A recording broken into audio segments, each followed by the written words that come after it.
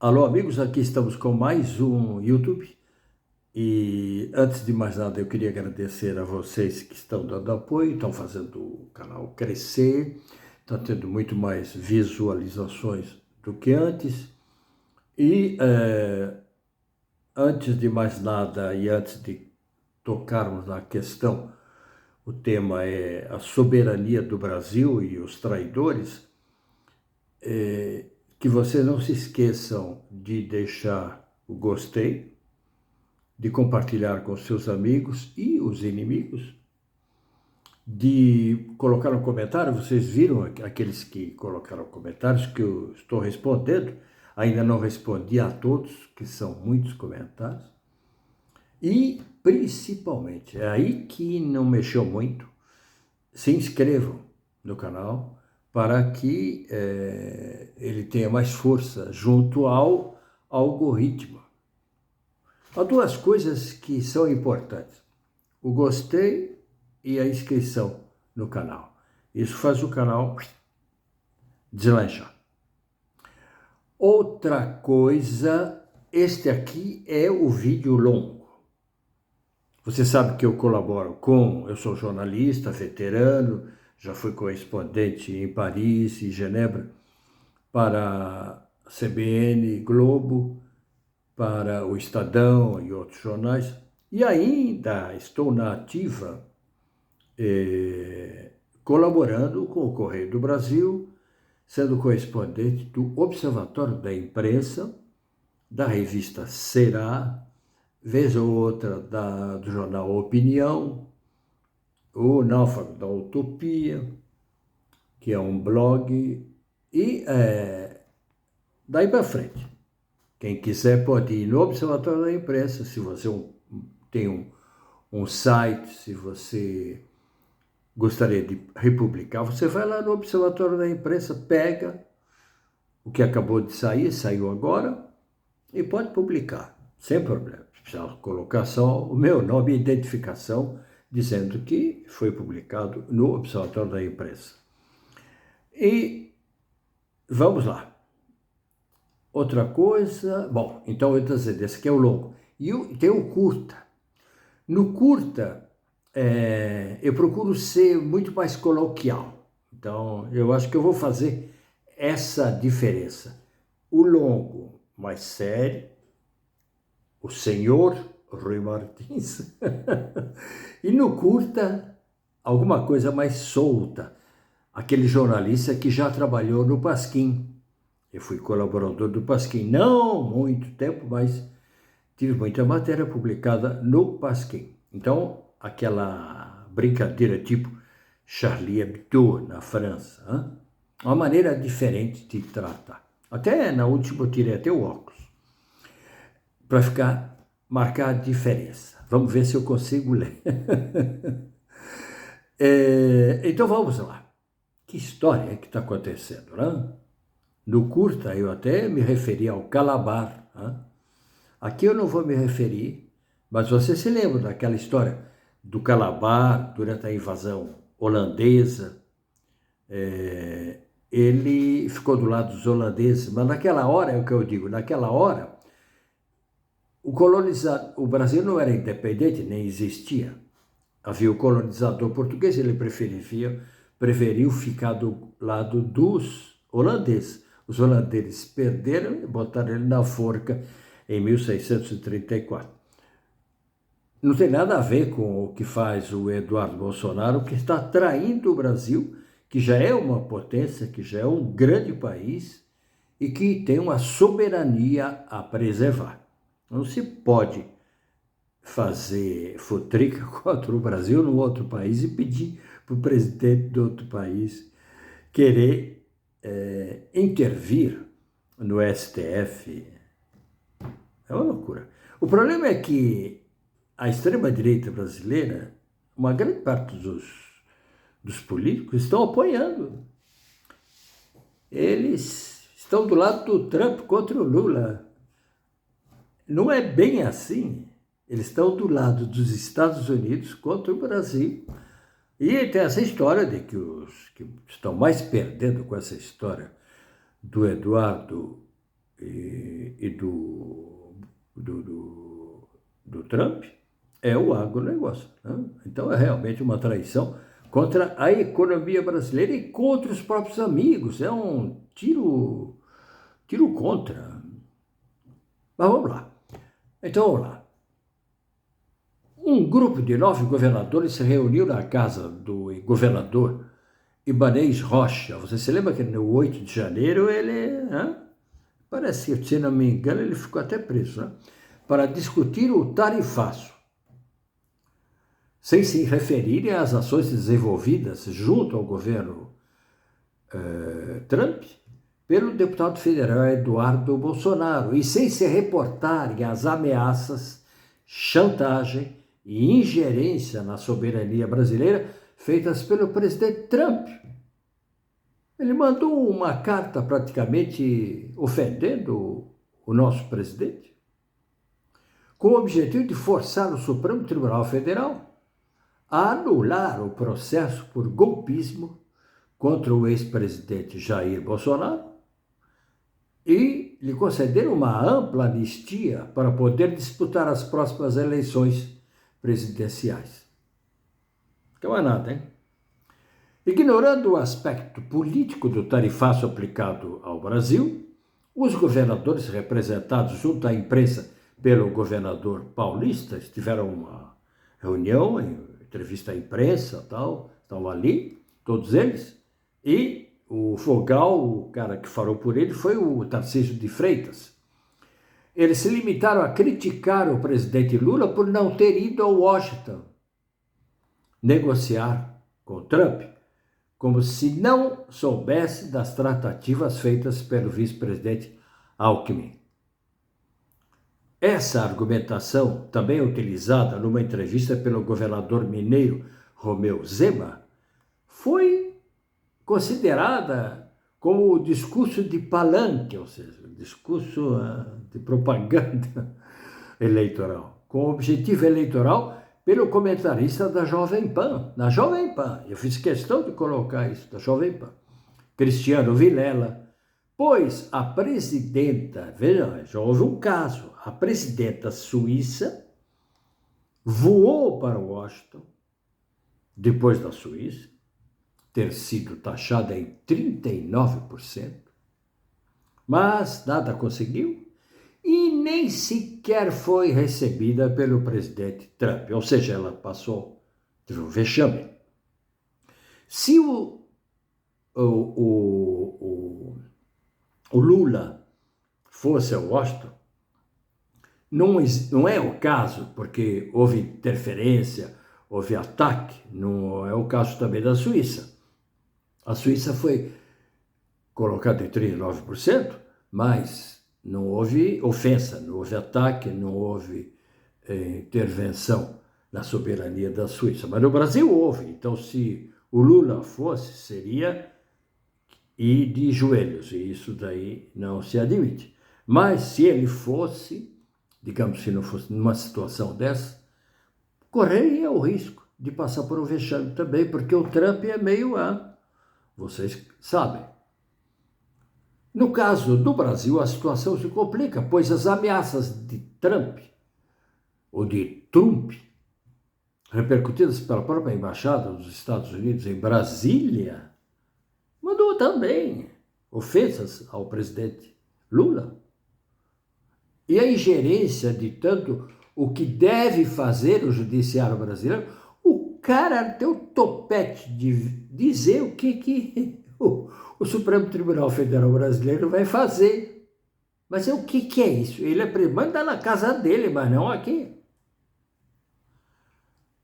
Impede, então, essas ofensas e intervenções e desrespeito à soberania brasileira, impede uma negociação direta.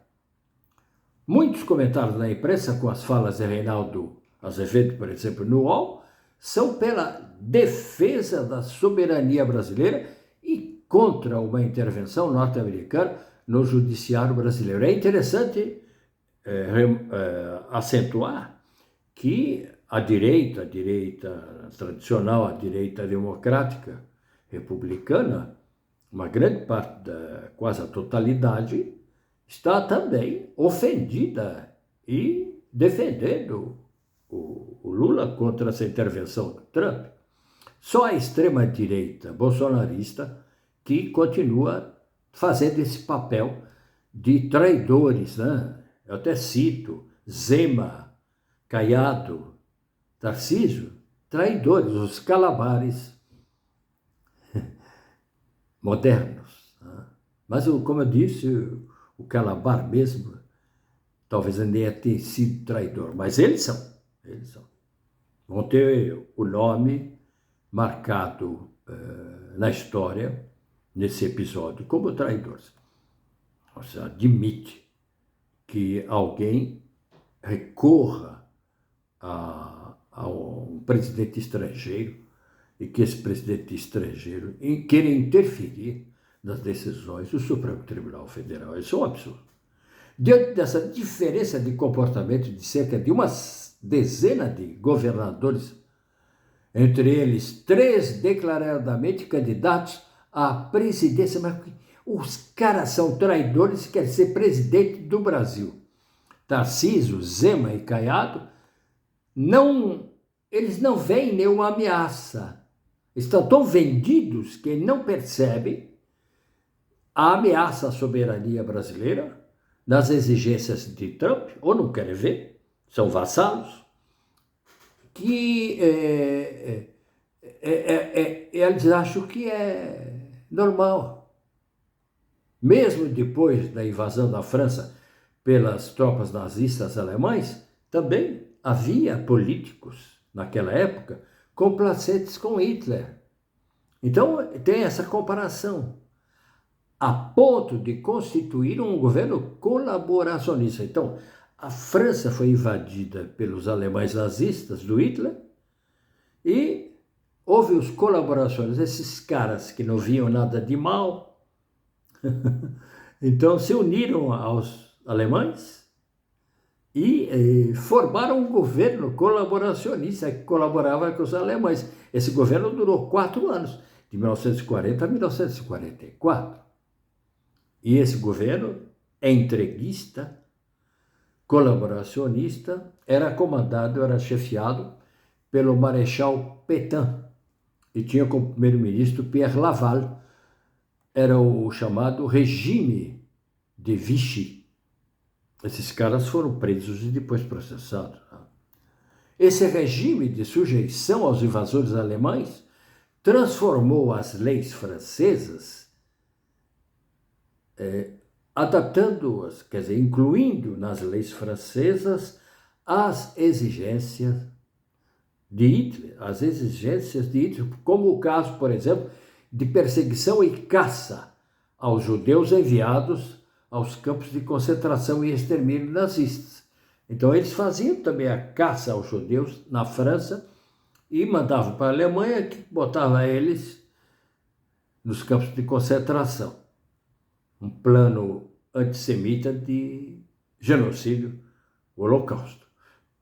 O lema Deutsch über alles, nazista, Alemanha acima de tudo, não é muito diferente do Brasil acima de tudo. O Brasil acima de tudo é praticamente uma tradução desse lema nazifascista que os evangélicos incluíram, mesmo se eles são de origem norte-americana.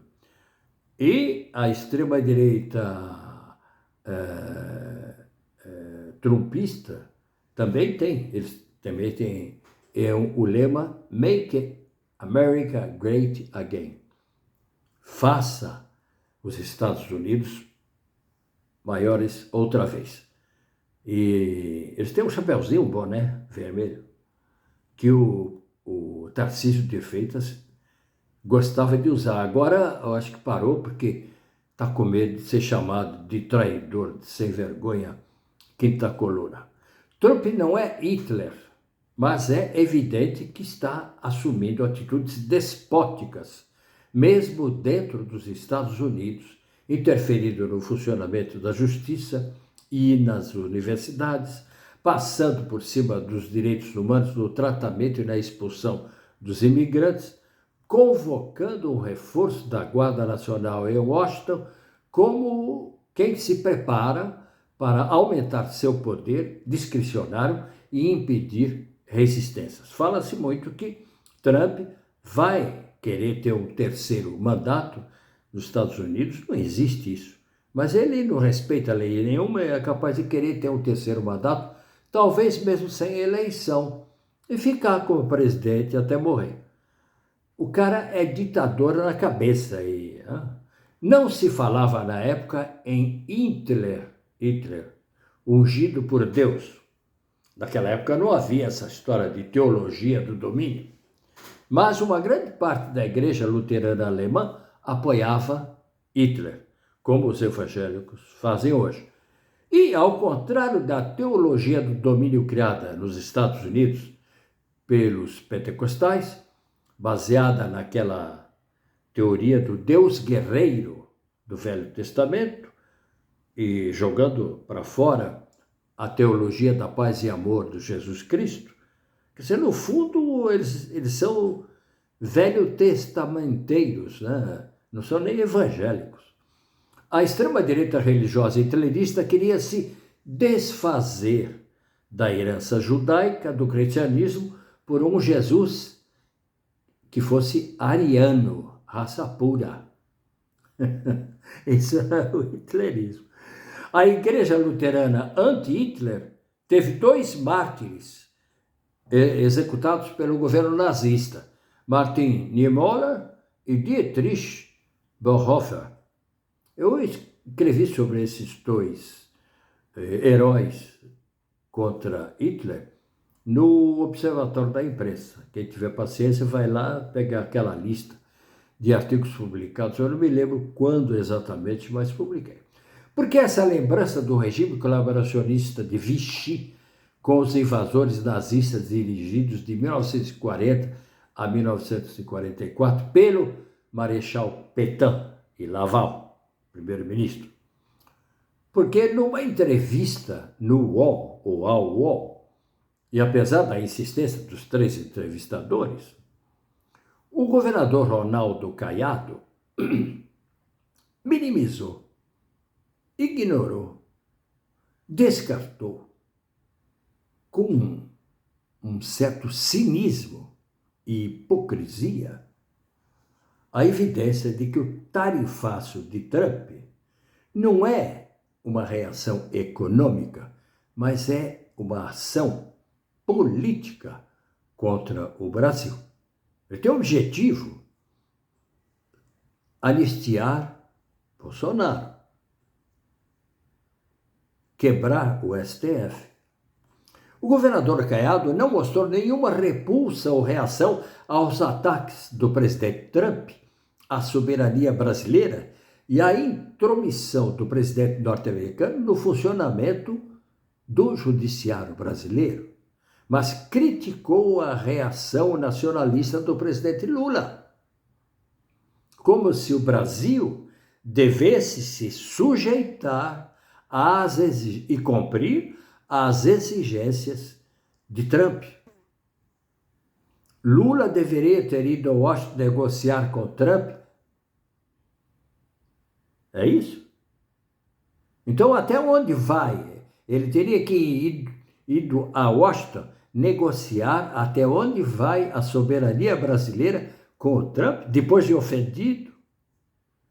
E até onde podem legislar os ministros do Supremo Tribunal Federal? O que é? O Brasil é um Estado americano? Pior, é uma colônia americana? É uma república de banana? Se você acha que é, continue achando que Trump que tem razão. Mas você não pensa isso, não.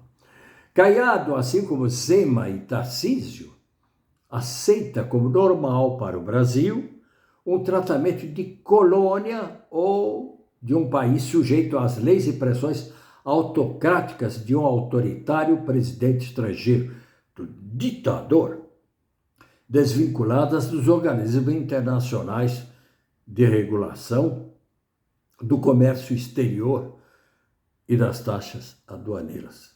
É isso? Aceita-se isso?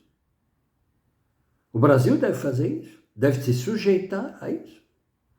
Caso afirmativo, esses 3 líderes presidenciáveis estariam abrando, se eles acham isso, se eles acham que o Brasil deve sujeição aos Estados Unidos, eles não têm nem o direito de serem candidatos a presidente do Brasil. Como é que eles querem ser presidente se eles não reconhecem a soberania brasileira, a nossa independência diante dos Estados Unidos? Eles são a favor de uma relação de sujeição e colaboração com os Estados Unidos. E daí, isso parece muito com o que ocorreu na França no regime de Pétain, no regime de Vichy.